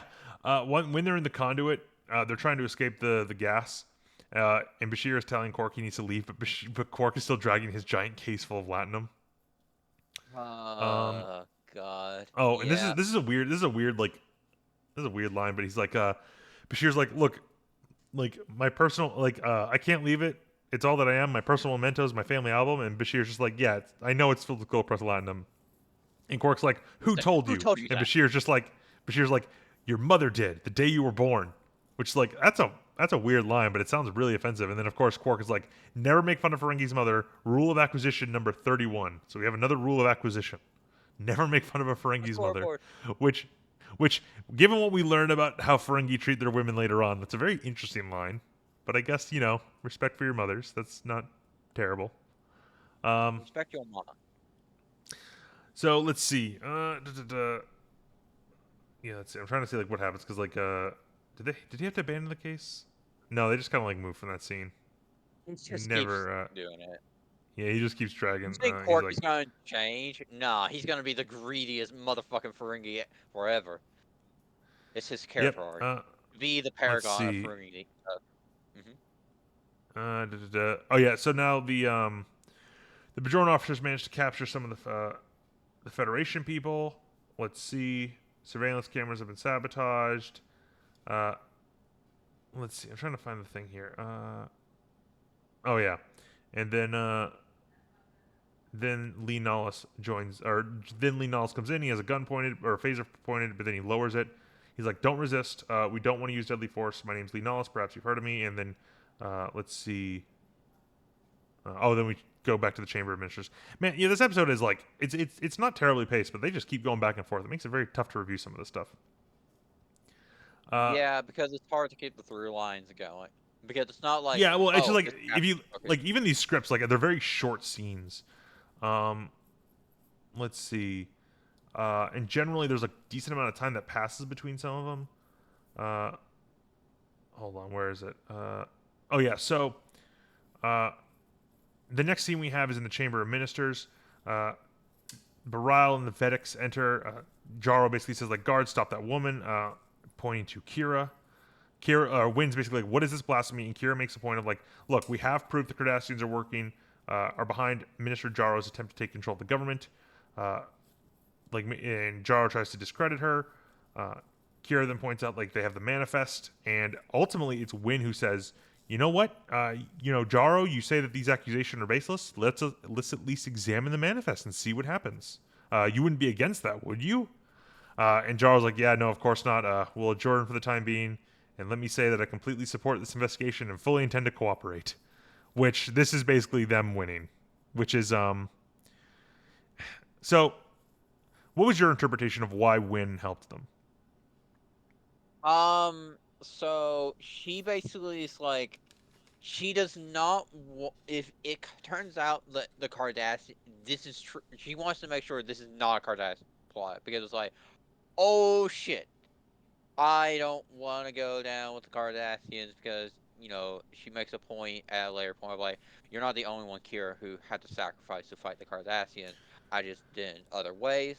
But of course that's something we don't know yet. But we can kind of imply of like, oh, she's an ultra orthodox, like a very orthodox Bajoran, and they probably do not like Kardashians and Well, such. yeah. I And mean, so you don't it, even need to assume that. I mean, it's just a matter of she's a Bajoran. She probably also suffered at the hands of the Cardassians in some manner. yeah, Uh, so, and, being a person of yeah, peace, I assume she didn't fight, but there's, like you said, there's probably other ways she contributed to the resistance movement.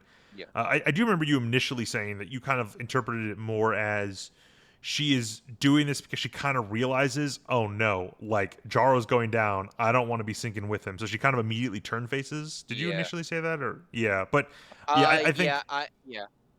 I think it's a fair interpretation. I do think it's a lot stronger, especially with stuff we learn later on, that she is actually like more. She would rather not have any of this power if it meant the Cardassians, like making sure the Cardassians didn't take over.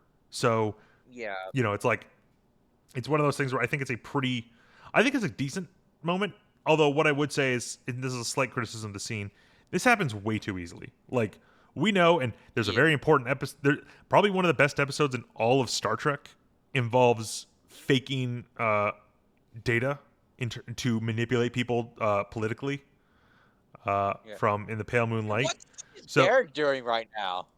What's yeah, Garrick doing right now? Garrick is just look. Garrick isn't relevant to the plot right now. Um, I mean, so relevant to the plot. You mean great for he this? would be. Yeah, I mean, they don't remember. It's not until like partway through this season they kind of realize what they have with Garrick and they start using him a lot more. Because right now, Yeah, I don't think they know what they got with him. But like with in this scene, right, it's so easy. They just walk in, present the data pad, say, look, this is evidence that shows that Jaro is supported by a group that is working with the Cardassians. This is all like been a trick. This coup is a bad idea. And like it's just kind of accepted, like, we're going to examine the data, investigate it. And he's just like, all right, then I guess you're going to investigate it. I'm like, okay, first and foremost, like, I feel like that would just not work. It would be like, no, what we're going to do is we're going to arrest you for trying to usurp like our movement. We'll examine the data later. Wink, wink, nudge, nudge. We're not actually going to fucking examine it. And if that's what really would happen, then I think Wynn's joining like of helping Kira is probably the thing that would have helped them there too. But as it Yeah. is, it's like this happens very quickly. It happens as if it was like, guys, we have like 14 minutes left in the episode. We got to hurry up. Yeah. It's very So much like it should have been like as you said when like Boyce gives them support and then also the Barat. Like if you got both the Orthodox and the like liberal wings of the like Vedic Assembly be like, no, we should hear them out. It's like, well, it's not hard political power, it's a lot of soft political power that suddenly is like, yeah, no, I suddenly guess you like don't have my criticism is more of like, and this happens very fast. This is a three-parter of a series. Like, this is a three-parter plot line, and it ends really quick. Like, this is a I'm not gonna lie. I mean, like, I guess it's fine to talk about it now. Well, let's wait talk about it a little longer. Like, but I think this happens very quickly. Meanwhile, on the station, let's see. Let's go back to the station.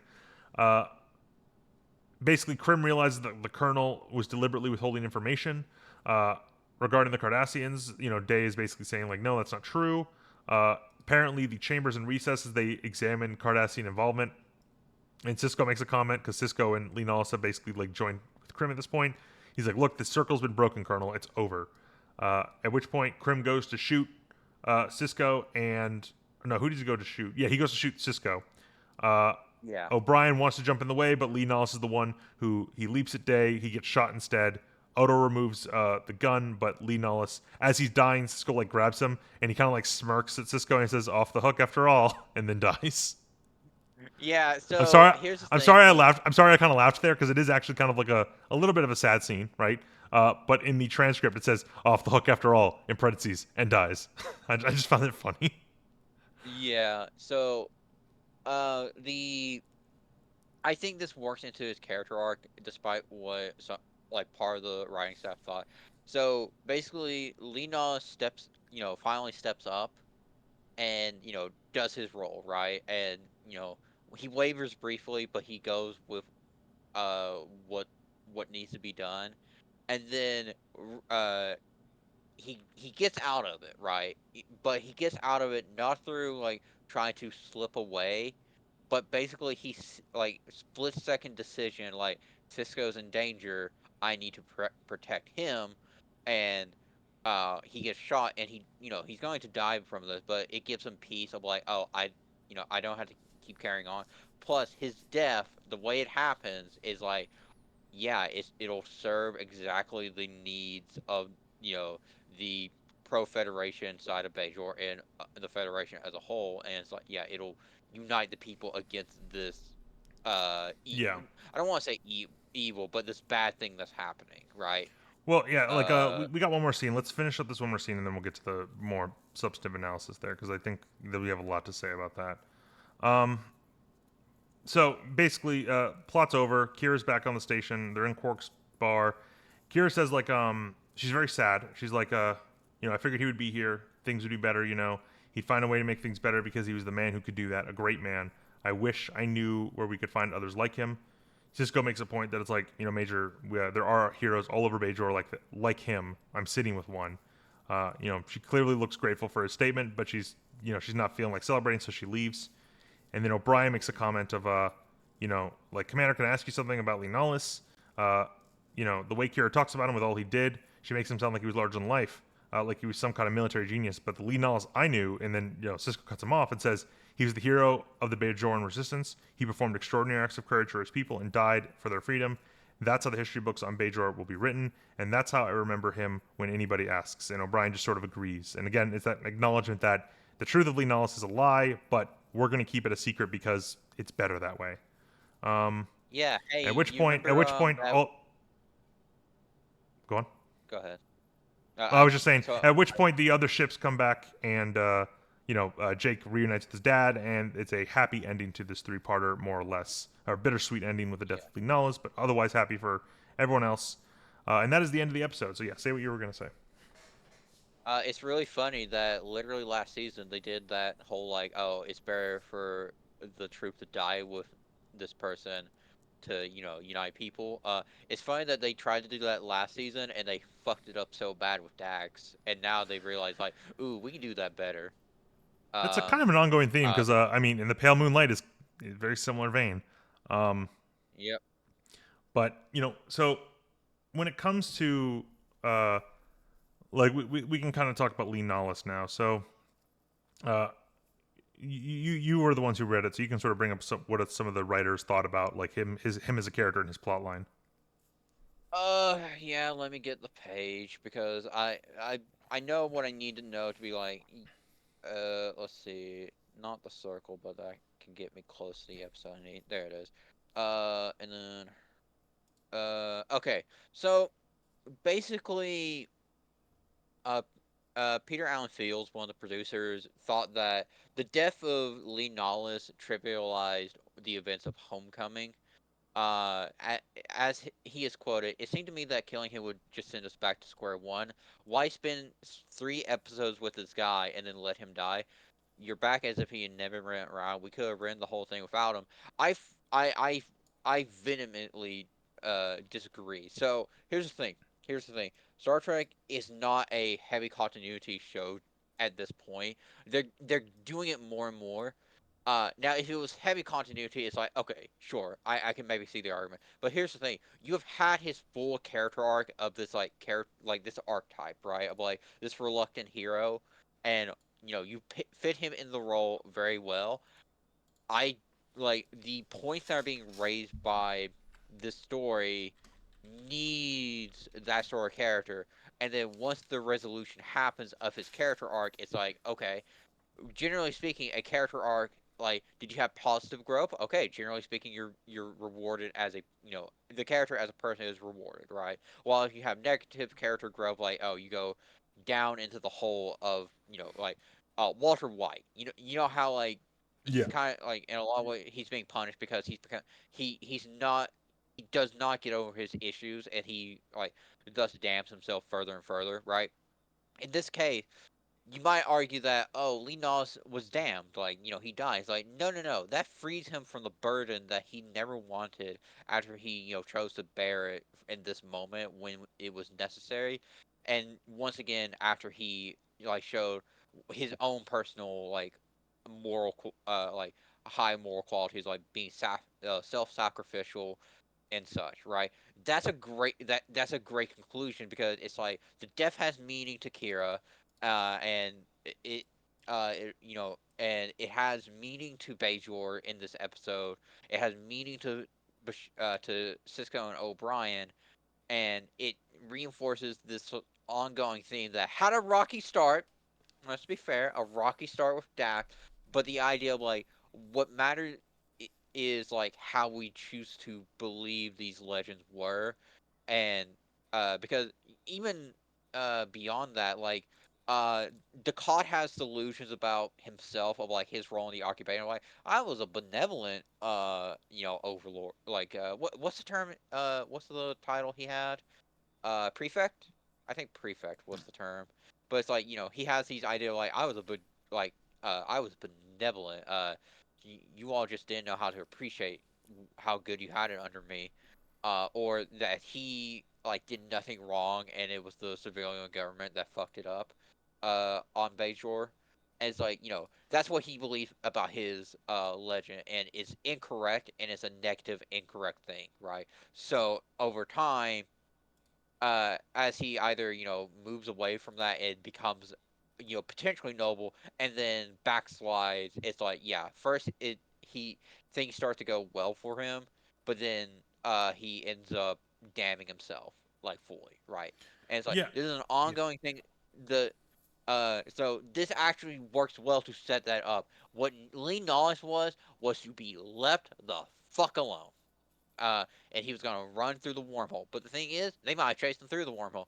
Him dying, he's scot free. He is scot fucking free. And then Bear, he actually counters what Field said as a producer. Bear, he said, "Oh God, I'm agreeing with Ira Stephen Bear about something. Dear God, he says there's two reasons to kill uh Lee Nas. To complete the arc, there had to be a moment of true sacrifice and heroism. In this, so he sacrifices a lot, but usually it's when he's pushed to do it. But there's two moments where he stands up and basically steps in without prompting. By Sisko, namely at the runabouts when people are panicking, and he's like, "Why are you running?" And it's like you hear a little bit of fire in his voice, like him naturally. This is him being natural, like inspirational, rather than kind of awkward. And then here it's like in the moment, split second decision, he moves to protect Sisko and sacrifices himself, and he's rewarded. Um, and that's a great like way to conclude the arc. The other reason is like, listen, real world concerns here. They didn't know if they could keep Richard Bamer, the actor, coming back because of the price tag. And it's like, yeah, in that case, we have two options here, and we can have a satisfying resolution to the character arc as a whole, like full circle, it's completed, and we don't have to worry about this being a thing in the future. Like, what if we bring like imagine they still had Lee Nollis as a character, but they couldn't bring him back, so they still make Shakar later on. It'd be very awkward because it'd be like, why do we have Shakar? Like, we had Lee Nollis. Why not Lee Nollis? And it's like, um, well, now it's like, well, Lee Nollis died in service to the cause. But Yeah. anyways, Well, um, so I mean, I don't know. I think I disagree with. I think I disagree that Lee Nollis had to have a moment of sacrifice. I don't know if that's necessarily true. Although, admittedly, you're right. That's kind of necessary to get him out of the for meta reasons, having to get him out of the show. But mhm. and again, I guess it kind of ties in. He gets what he wants, right? He dies a legend as opposed to living a lie. Um, Yeah, I because don't if know if he it's had, necessary for his arc. I guess is the part I would disagree. I think it's helpful for him as a person, but as a like in terms of his arc, I felt that his arc was essentially completed when he stepped in and told the Bajorans to fight for their people and to let everyone else escape. Because mhm, he did that confidently, he did that well. It's like this is the role you could fill in your society and do it well, and it's what your people would need. Um, and then, admittedly, one thing I do like is having him die definitely helps the plot line with the investigation of the information about Jaro. So while that scene happens very quickly and it's a little bit like, okay, you're kind of just saying it works out this way, I guess I'll nod along and say it does, even though like if it was being a little bit more realistic, it would be a lot more complicated and a lot more dubious in terms of like how is this information presented, where's it coming from, why should we trust you. However, yeah, during that investigation, Lee Nullis dies and becomes the martyr, right? So mhm, already the coup is probably going to lose a lot of support for that. So, mhm, like during the investigation, which they might lose some support, but I don't know if they would lose too much. They also end up killing Lee Nullis, which would make them lose a ton of support. At which point, like, yeah, that investigation probably is now going to be like, yeah, we're ending this whole coup no matter what.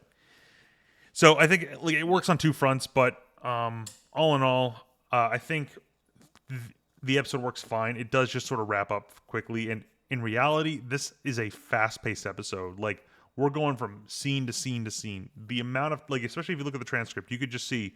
Now we're with Kira and Dex. Now we're with Sisko. Now we're with O'Brien. Now we're with Odo. Now we're with Kira and Dex again. Hey, look who we're with. We're with Lee Nollis. Hey, let's follow Jaro and Win. It's like it goes everywhere, and it is a yeah. The it doesn't. It's not poorly done, but it's definitely fast paced. It's kind of very. It's very exciting. It's very engaging. Uh, yeah. I mean, I think it's a. It makes it. It makes it kind of like there's not too much in the way of depth we can kind of pull from any individual scene. Like there's been some mhm, scenes where you and I will talk about the whole scene, or we'll talk about a single line about it because there's so much depth to it, and those are usually the slower scenes. There's not really too much of that here. There's a lot of small, nice scenes, and then of course, like you gave your speech about like Lee Nollis as a character, but that's something that's carried over the whole 3 episodes. So yeah. there's not any one scene in this episode I would probably say is like really good. Maybe the Jake and Nog one, because I did like that a lot. I liked that element of like it's a very small thing in the grand scale of this episode, but that means it's only character, right? It's nothing to do with the plot. It's a lot of character in that episode right there. So or that little scene. But all in all, Yeah, it's a good episode. I mean, like a lot happens, man. It does not feel that way, yeah. but a lot happens. And Before you know, before yeah. we start to wrap up, I want to add on what you're saying. Like, oh man, a lot of fucking happens in this. One of the fucking directors, I think, yeah, director Winrich Colby felt that the storyline of the show didn't warrant a third episode, and he felt it would have been better to condense the overall plot and handle it as a two-parter. It really appeared to me at times almost like, well, we've got 2.5 hours here. Let's make it three. Hard disagree. Like if this was like future Star Trek, like future right, like I this needs more time because you and I kind of agree. Like yeah, like there's Well, stuff being so wrapped up. Through, I mean, what I would have just done if I had to do that, and you would have had to cut a lot of stuff, right? Is you cut all the Quark stuff with selling the seats, which is a little bit more of a lighthearted thing at the start of this episode, right? It's sort of a mm, hey, this is the final episode of a pretty big dramatic three-parter. Let's start with some comedy, laced with a lot of this sort of stuff, and then once like that, I believe that happens really like that ends at the halfway point of the episode. From there, right? This is all serious. So if you cut that out, if you cut out some of the stuff with Jadzia and Kira, like you basically just say, yeah, they need to get a ship to get to the planet, and you could theoretically say they got it. Like we gave them one of the runabouts and equipped it with a radar scrambler, so they were able to get to the planet. You could cut out all that stuff technically. I don't think it would have been yeah, great writing wise, but like I think you could have cut this down to 2 episodes. I don't think it hurts that you extended it. I think it generally there's a lot of character. I mean, that's one of the things you want, right? Is this is the start of season 2. Really, mhm, it's the first part where we're going to see continuity is a big deal in DS9. Uh, these characters are here to stay now. It's not just a one season, one and done sort of thing. So mhm, having these opportunities to inject character into a high stress situation is pretty good writing, right? You don't just want a high stress situation that doesn't do anything. You want to be like, hey, when you put well established characters in these situations, you can really bring out good stuff in them. We see a lot of that with Quark. We see some of it with Odo. I think Odo is like he's kind of just used as a tool a lot in this episode. Like he's not really there's not really a lot of yeah, character moments for him. It's just we need Odo to do this thing, so he does it. Like he stops this guy with a gun, or he's sneaking around the station, so he's able to get information for people. We don't get a lot with him. We get a few good character scenes with Sisko, especially the last scene where we sort of get his mindset on Lee Nollis. We get good character it's stuff for real life. Kira. We get good character. We get some decent character stuff with Jadzia. And I mean, all in all, I think it's a pretty good episode. I'm definitely giving it. I don't know if I want to give it. I don't think it's an A. Uh, I think it's at the very least. I think overall, like the quality of these episodes, like like these three episodes, like yeah, like it like yeah, kept I mean, increasing. As a like whole, it's an A, like all I think three. I think my issue is more there is a lot of like very fast pacing stuff that I'm kind of sitting there like, okay, I guess that Mhm. works. Again, I'm not a big Yeah, fan. I'm not a big fan of the cut where it's like Jadzia and Kira are stuck in the forest. They're being hunted. Kira has a broken leg, and then the next time we see them, they're just in the monastery. And I'm sitting there like, okay, sure. Actually, this is a weird reference. yeah. Obviously, one of my favorite point and click adventure games is Mystery of the Druids, right? Oh god damn it! God damn it! Okay, what's your reference here? So there is a part in that game. It's a hard part where you have to break into a house as um, Flanagan. No, not Flanagan. Who is he? He's Hannigan. Hannigan. Hannigan has to break inside this house, and it's this long. It's a point and click adventure, so it's a crazy fucking puzzle. When you get in the house, you get Mhm. captured and you're imprisoned. Then you play as a second character, and you have to break into the house again.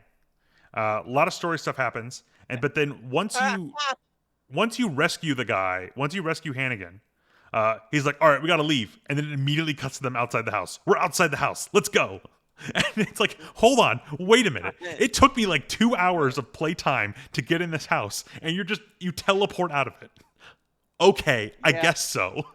Like, and that's what it kind of felt like here. It's like, all right, we have all this like plot line of we got to get to the ship, we got to get the ship working, we got to fly the ship there. Oh no, we're being attacked. We got to fight the ship in atmosphere. Oh no, we crashed. We're in the forest. We have to hide from these people hunting us while like Kira has this injury. Oh, and now we're in the monastery. I'm like, whoa, hold on, wait.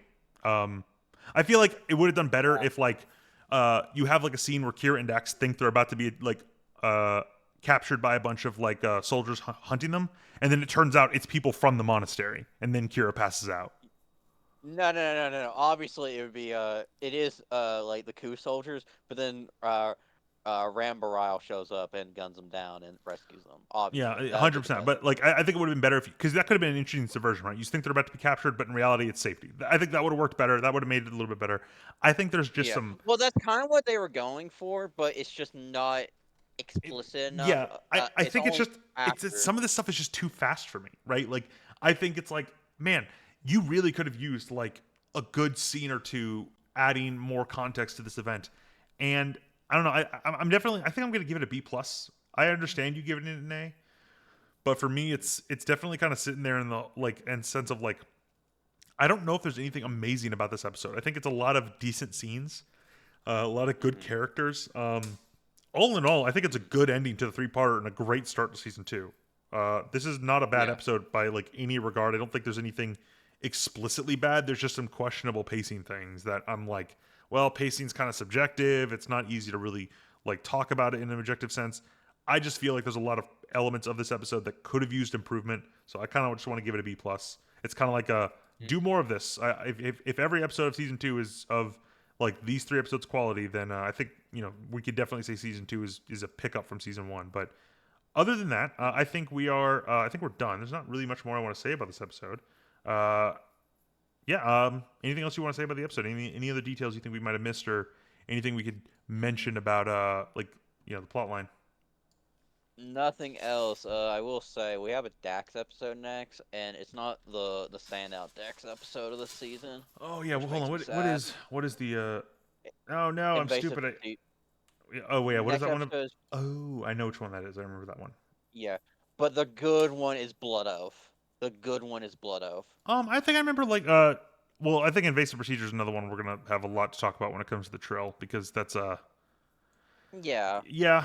I mean, although it is funny, I was thinking of this earlier because it was just funny the when Dax is mentioning Tobin, her second host, it's like Hmm. it's I remember I made the joke of like, wouldn't it be a ripoff if you went through the whole procedure of becoming like a symbiote host, right? You went through all the testing, Hmm. you passed all the things, and like, hey, we got this we got a symbiote for you, and you're like, yes, I'm gonna get to join this. It's gonna be a great honor. Like, by the way, you're the first host for them, and it's like, oh, do I get any benefit? No, it has no prior memories. It's like, oh, I worked really hard for this. It's like, yeah, and you get to be the first one. Isn't that great? It's like, I mean, I guess. Like, I feel like it's like, um. man, I got ripped off here. Yeah. I'm thinking it might. So here's the thing. What I would probably suggest is it go. Those should go to either the most important people in the society to set a really strong legacy for sure. Okay, yeah, that makes So, sense. Like politicians, or high it level goes to some. people. Yeah, and we know for a fact that that happened with why am I the Dax symbiote, because remember we eventually meet all the hosts uh through a method, and the first one for the Dax symbiote was actually one of the prime ministers of Trill, and it's Oh, like actually, I'm gonna counter. I'm gonna counter, and this is not really super relevant to this episode, but I'm gonna counter. I think the first host should be one of the people who are tasked with guarding and protecting the that's symbiotes. what I was going to Yeah, suggest as because what that would reinforce the value of the symbiotes in terms of like how you need to view it. Basically, like when you become the second host of a symbiote, you have this memory of someone who has great respect for this entity inside you, and that's going to carry over to all your lifetimes. So Mhm. either way, Yep. that's a different discussion to be had for the next episode. Either way, we are signing off. This was DS9 Season 2, Episode 3, the final episode of the three-parter. Great start of the season. Say bye, everybody. Bye, everybody.